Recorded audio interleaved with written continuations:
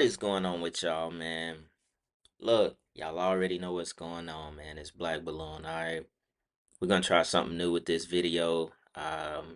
New setup. Just to try to comply a little bit more with these YouTube guidelines with all this AI stuff going on. We gotta let YouTube know I'm not AI. All right. So y'all remember, in the last video we had a small clip with Craig G. Lewis, right? This is the podcast on the screen.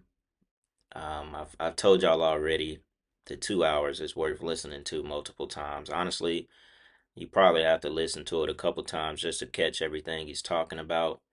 And so, what I'm about to play right now was me actually going back and listening to it again, right? And this wasn't a part of the two clips I had originally to play for y'all. But this one was very interesting because he told a story about a young boy who was possessed by the spirit of his father. And he would uncontrollably dance whenever his father danced. His father was a part of a tribe that he didn't remember the specific name. I'm going to let y'all listen to him tell the story. And he also talks about Bone Thugs and Harmony right after this. And, some of the spirits and Ouija board stuff that they used to play with.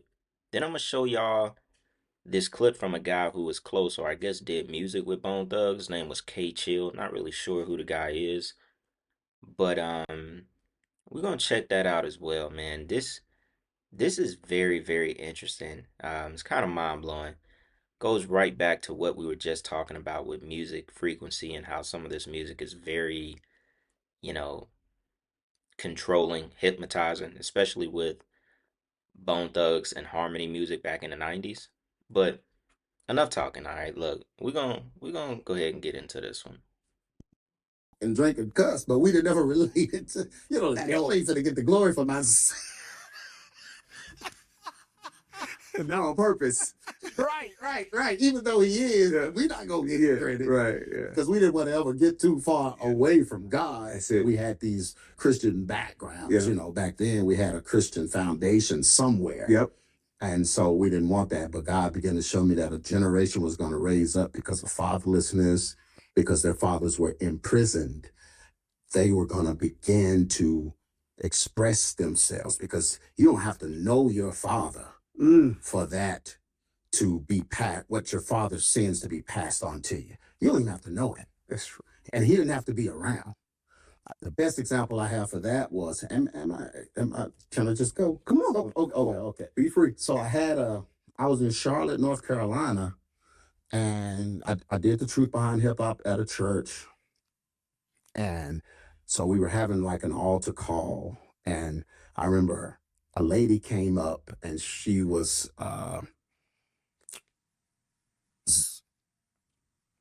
she might have been Nigerian. No. She was Zairian. Okay. From Zaire. But she came up and she said, "I want you to pray for my son."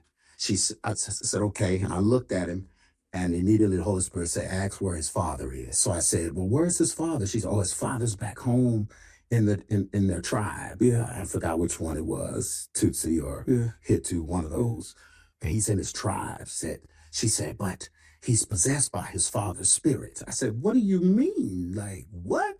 She said, "When his father dances, tribal dances, he uncontrollably dances.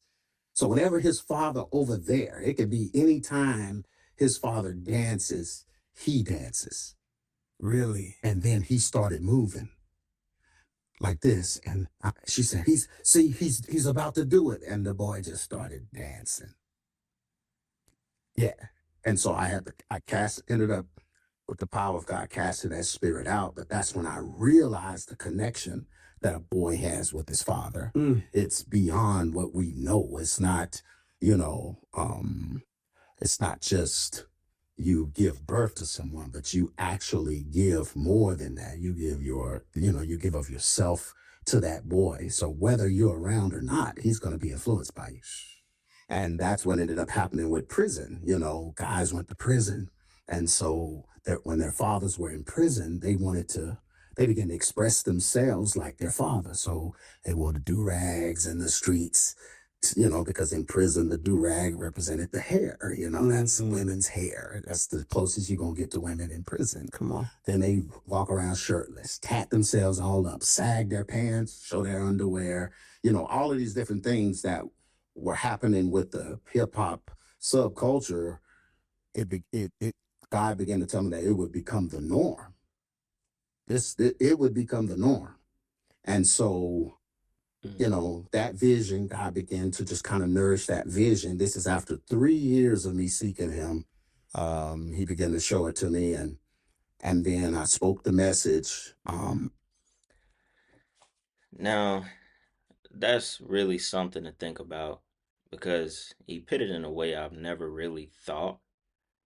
And a lot of, I guess you could say troubled teens growing up, outside of being influenced by their environment, influenced by rap and so on, they're also still very much connected to their fathers.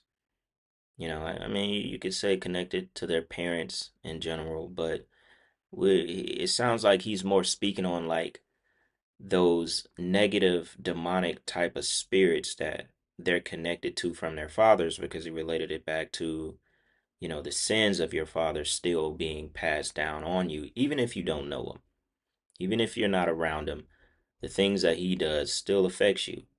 And it almost seemed like the whole thing where the son was dancing when his father would dance is that he was spiritually tied and connected. You know, he used the word possessed by the father's spirit, that he was actually doing the things his father would be doing in real time. Now, I don't know if maybe his father was just, dancing in that moment and then he started dancing as well, or he was possessed by those Corey Bond spirits that he also talked about. And he's where I learned that term from and what it actually meant because he talked about it with the whole Michael Jackson thing, right? But he tied that together in a way I've kind of never thought about it. About, you may actually be possessed by your father's spirit in a sense. The things that he's going through and he did is connected to you as well. So those little small traits that, you're doing to express yourself, but it's not in a good way, you may actually be getting from your father. Just something, it just kind of blew my mind to hear that, especially young men, young teens, or fatherless men who grew up without a father. It kind of gives you an idea of some of the things you might have been influenced by. Your dad went through those same things. Very interesting, y'all. Very interesting. Remember on Halloween, I spoke the message. I had some magazines and I had some CDs, and I began to show people, the Bone Thugs and Harmony had the Mr. Ouija backwards message, which they just came out and talked about. I don't know if you've seen. No, I didn't see that one. Yeah, yeah, yeah. Bone Busy, I think it was Busy Bone, came out talking about the Mr. Ouija and all of the stuff, just confirming everything from way back then. But I was showing people how you hold it up to the mirror and read it, and you speak into your own soul. That's what it was. It was written backwards, and you hold it up to the mirror, and it was a confession that you speak, and kids were speaking it. And so by kids doing that and kids, buying into this culture and this idea, they opened up our community to that spirit. Wow. And so now when you see young black men, they look totally different now. But God showed me that way back then. We're talking in the 80s. People thought I was crazy. No way. Black folks ain't gonna worship the devil. No way. They're not gonna get the pentagram and the Baphomet and throwing up the signs, and no way. They're not gonna, grow their hair out long and the locks and stuff, and the earrings and tatted up and stuff. And people, because nobody could see it, it just did not exist. So they thought I was crazy. But God trusted me with that information to the point. There was no social media back then. Nope. But he took me all over the world. All over the world. So we were in our bubble. So we don't. Uh, I want y'all to listen to this real quick before we talk about Bone Thugs and Harmony a little bit, right? So, like I said, this was a guy named K Chill. If y'all know who he is, um, maybe I could type up his name or something and see if he's like really directly related to Bone Thugs and Harmony. But look, check this out. And I want to read some comments from y'all under this video. Check this out. Who decided to call it Faces of Death? Was that like a label move or was that a Bone move? Man, I'm sure it had to be the bomb because already Anna be calling herself Leatherface and shit, and they used to be. I mean, we grew up off all that Faces of Death and Texas Chainsaw. They used to actually be fucking playing with that Ouija board and shit like it. That's one thing I'm gonna say. I never fuck with them with that Ouija board, none of that shit. Like I would always just, these like I said, these is my dudes and shit, and we roll, and we would ride or die for each other. But it was like I always was chill, and they always was bomb. And not to mention like this real shit. Like people will people come out as artists and shit and everything, and it's a lot of act. That's what they call them, an act. You know what I mean? Because entertainment or whatever. But there's a lot of that shit was like from that Bobby Jones situation to they literally used to be trying to get me to come right in the graveyard and shit, and I'll be like, y'all fucking crazy. And we'll link back up the next day, play video games, smoke weed, kick it and all that, drink 40s or whatever. But like all that Ouija and graveyard shit and all that shit, they know they can miss me with that shit. They know I was never on that shit. And yeah, that is ironic that I'm the one motherfucker that was still on. So, check this out real quick, y'all. One of these comments said the whole Ouija thing made the established in 1999 album very creepy. It was like you could actually feel something just from listening to it. Now, this is exactly what we was talking about with the frequencies in the last video. He said it was something spiritually awkward about it. These are comments from regular people over 3 years ago. That album was very addictive and hypnotizing, especially for kids, but he called it his favorite album to this day. Somebody said I would come home from school and listen to it front to back for hours every day. It was addictive. Another person said, eventually I became possessed by the album. Not literally, but I couldn't get the music out my head, and it made me curious about evil. Little did he know, you were possessed by that album. You were possessed by those spirits. And yes, it was literally. He said he couldn't get the music out of my head, and it made me curious about evil. Y'all, this is exactly what we just talked about. This is exactly what we just talked about. Literally, y'all. Look, let me type this album in real quick. Just see if it'll pull up whatever. I mean, it just looks demonic. Look, this giant skull in the background. It looks demonic. You could basically say that's in a form of a pentagram. I mean, we know everything Bone Thugs and Harmony was about back then was very demonic, but I wanted to show y'all this because it relates directly to what we were talking about. Directly. People commenting 3, 4 years ago talking about they were, possessed by the album, listening to this shit every day, all day, front to back. Very strong demonic spirits that were coming out of this album and possessing people. Now that if that's not, direct evidence of what we were just talking about, I don't know what is, honestly. Played the Ouija board and we wrote a song about it. So we wrote a song about pretty much everything that we did. Right. And we stopped playing the Ouija board because like we was sitting on a bunk bed and Lazy was asking who was gonna die first in his family. And he was like, when he found out it was somebody that he didn't want, so he threw the Ouija board, and then they picked it back up, and then beds started falling down. So a whole bunch of stuff started happening. So some real shit. Right, and I ain't fucking with that shit no more. So, Right. you know, we learned our lesson hands-on. And then when Eazy-E, he was like, y'all got to do that song, man. I like that Ouija song y'all did, man. And then he started talking backwards. And then after he passed, here comes the marketing and the promotional train, and here comes the company. Right. You know what we need to do? Let's make some money off of it. So they put that mysterious back in the days when, you know, CD covers and reading CD covers was the thing to do.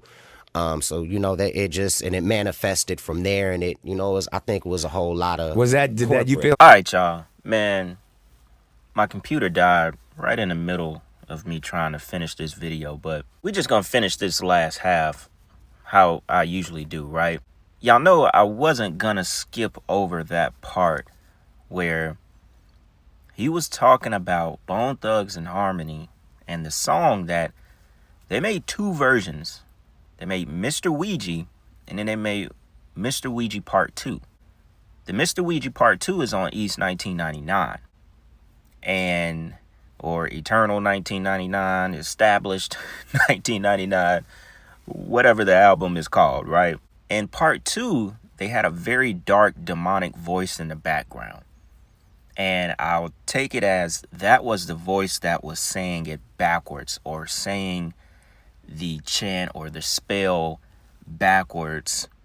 And this is basically you connecting with those spirits. You know, he was saying they will hold it up in the mirror, and you were speaking to your own soul.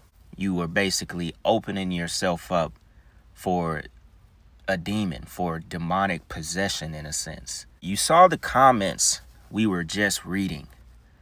So kids at that time, or even adults listening to that album, were literally being possessed by demons, y'all. I was a Bone Thug fan at one point. Not like a real Bone Thugs fan, but I do know a lot of their music. But I definitely wasn't the type to go listen to all of their music all day, every day. But there are people out there who are influenced that much, and they will listen to the music that much. And those people are the ones that, you know, Craig G. Lewis is speaking to. If you go listen, I don't really advise you to. I did it just for research purposes, but I immediately rebuked it. Part 1 just kind of sounds normal, but it still sounds very eerie and hypnotizing. We'll use that word as well. And the lyrics are like, Ouija, are you with me? Mo murder, mo murder, mo murder me now. Dear Mr. Ouija, could you please tell me my future? Will I die of murder? Will I die of bloody murder? And it's literally the entire song is just talking to Mr. Ouija and mo murder, then murder me now. Bloody murder, mo, bloody murder, mo. It's literally just murder, bloody, bloody, murder, murder, murder me now. Like, it is beyond demonic. It is I don't even know how they even thought to make that kind of music, but I guess it's not surprising when they're literally saying they were into the Ouija boards and connecting with demonic spirits. And then Mr. Ouija Part 2, there's that demonic voice in the background, and it sounds like it's saying it backwards. I didn't listen too much. I just wanted to get a grasp of it, because it's been a very long time since I've heard a song off that album. That song, you don't even have to go listen to the rest of the album. Just, you could check a little clip of that out, and it is demonic. You know, like, I don't want to even hear that in the portal of my ears. I can't have that coming into my head. It is demonic. It is beyond demonic. So I completely agree. Those kind of songs and tracks and chants and spells and rituals in the songs, they were opening kids up to demons, murder, bloody murder. You know, some of the darkest, hypnotizing, addictive music that there is, straight out of the pits of hell. Some of those comments literally said they would listen to it back and forth, front to back, all day. Bro, Straight out of the pits of hell, y'all. Man, at first I didn't even really think this would be a video like mostly about Bone Thugs, but it's kind of turned into it because, it's just all an example of, this demonic frequencies and tones that are in this kind of music and everything we listen to, down to the most simple songs. But I do got one more clip from that podcast I want to play y'all. Kind of goes a little bit deeper into what we're talking about now. Then I think we'll come back and wrap the video up. That is not the only thing that, we could watch in this video. There's a lot that he talked about. So, yeah, we'll just go ahead and play this clip. I'll come back, man, and we'll wrap it up. All right, check this out. One of the most shocking things that you were sharing was when you started to deal with Michael Jackson. That was one I've never forgotten. In fact, it was the Bone Thugs. I remember Bone Thugs. I remember Jay-Z. But Michael Jackson, that one is the one that threw me. Do you look back at that and say, hey, maybe I was going too hard. Maybe I was reading into it. Well, they used some of it, my research in his court cases, so I don't think I was going too Really? far. Yes, sir. Yeah. Well, and it was what God revealed to me that he was doing. And not just him, but anyone who, submits to the Aleister Crowley's, teachings, because he taught musicians how to channel an old one, Nephilim, old one, to become famous. And that's what people don't realize. Like,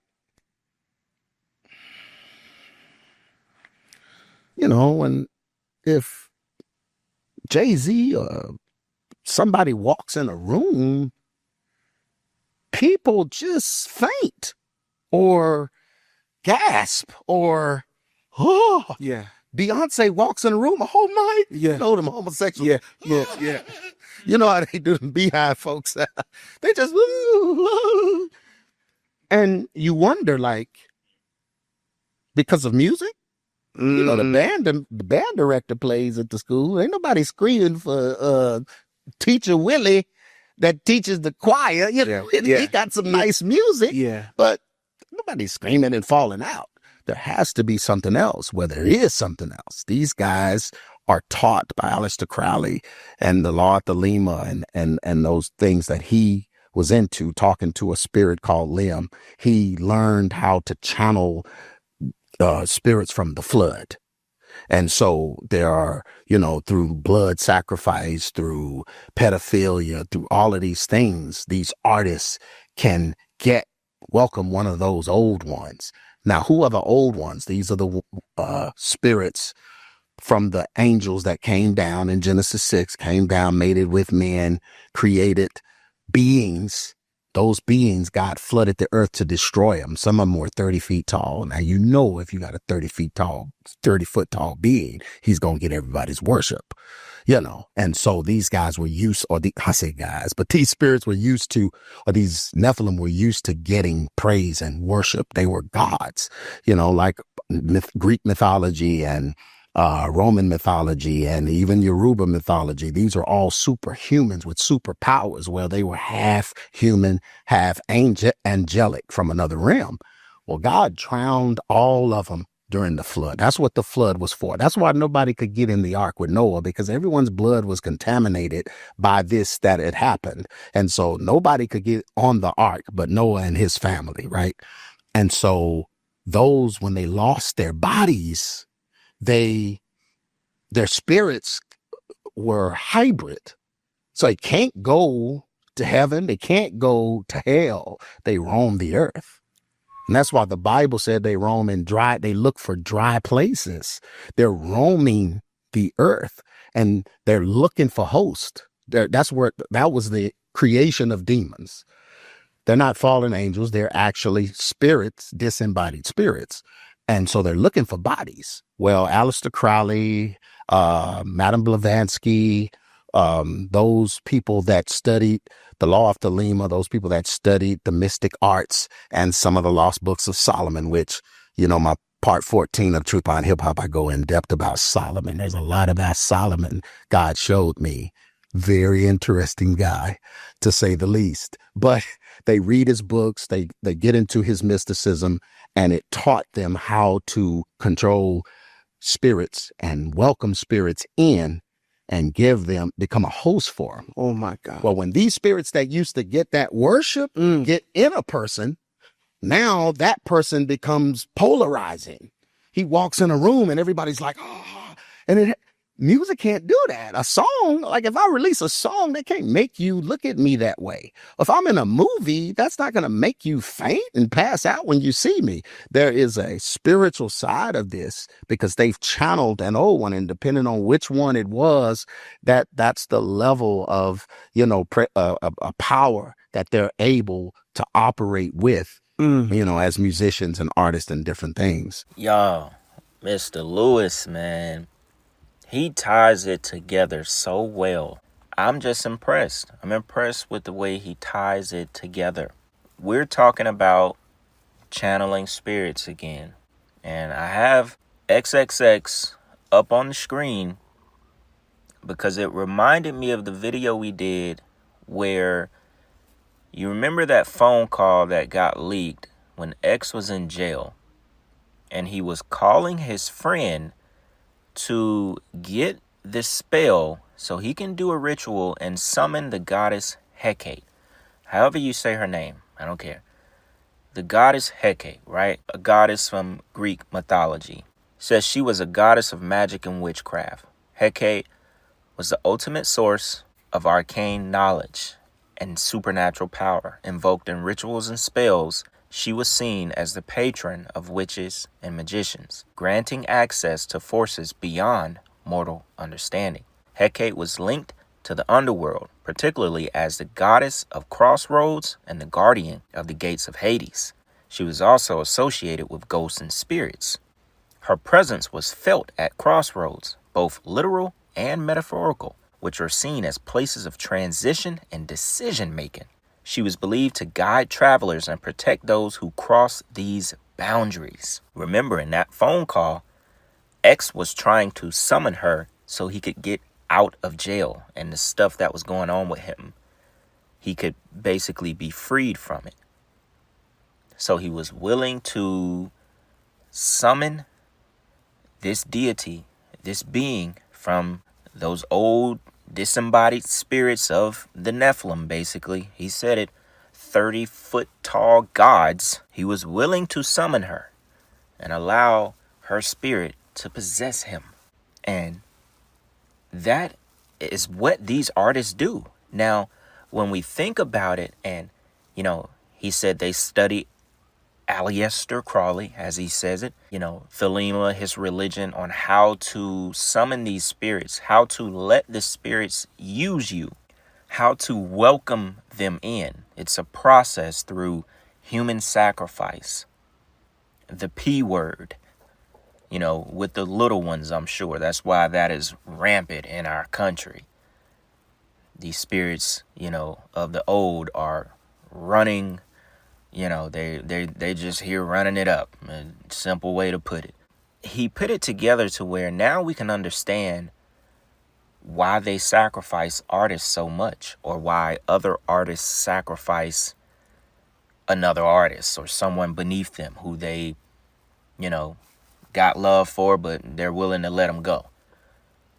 Because they have to sacrifice in order for these spirits to take control. These spirits want blood. These old gods, these old disembodied spirits, the Nephilim, they want blood. They want sacrifice. They want something done in order for them to host you, basically. Like he said, they're looking for bodies. They're on earth looking for bodies. And if you are willing to do a couple of things so they can host you, they will make you famous. They will make you so famous that people will pass out when they see you because of that spirit that is connecting you to when you walk in a room. Now, it's crazy because I don't know if y'all know, I got to kind of pat myself on the back because I used to talk about that a lot. I used to talk about that when someone passes out from seeing an artist or someone famous, that is not natural. Doesn't happen naturally. That is a demonic spirit that has, somehow grabbed a hold of your energy field, your aura. Something has pierced that energy, and, you passed out from it, because that's a demon. That's a powerful demon, deity, spirit in that person. Like Michael Jackson making all them people pass out. That's why he was so famous.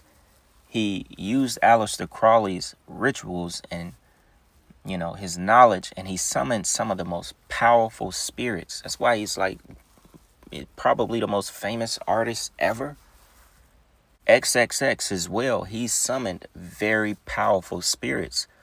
To this day, the day that I am recording this right now, he is still top 20 as in monthly streamers, and I think on Spotify or something like that. He's like closer toward the bottom of the list now. I think I top 20 to top 15 for monthly views.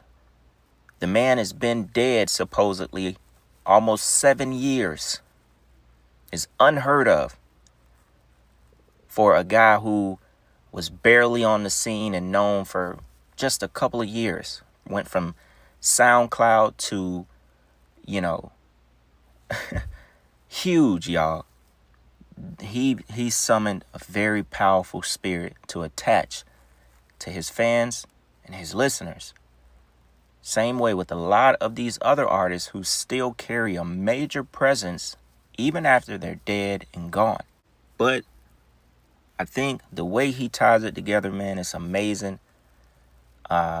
Really dope to listen to what he has to say about, how these artists, how people summon these spirits using the knowledge of the Lima, Aleister Crowley, summoning these old spirits, man.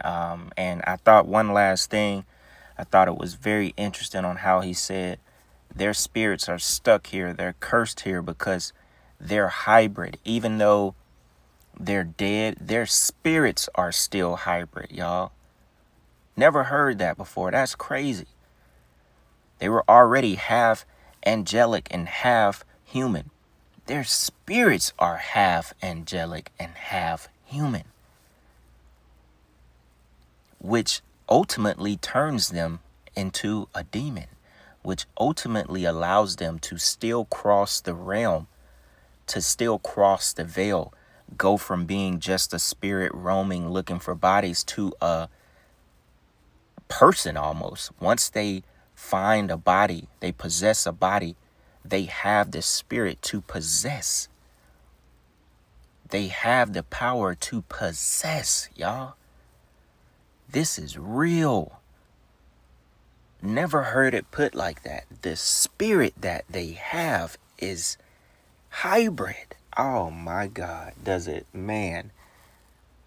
It really makes sense, y'all. It really makes sense. This is interesting right here, y'all. I don't know, man. I don't know. Look, if y'all want to hear more from that podcast, or just as in me reacting to it and talking about it, y'all let me know, of course.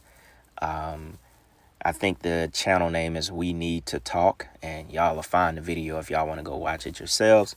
Like I said, if y'all want to hear more about it from me, let me know in the comments, man. Really hope y'all enjoyed this one. So yeah, man, with that being said, it's Black Balloon, and I'm going to see y'all soon. I'm out.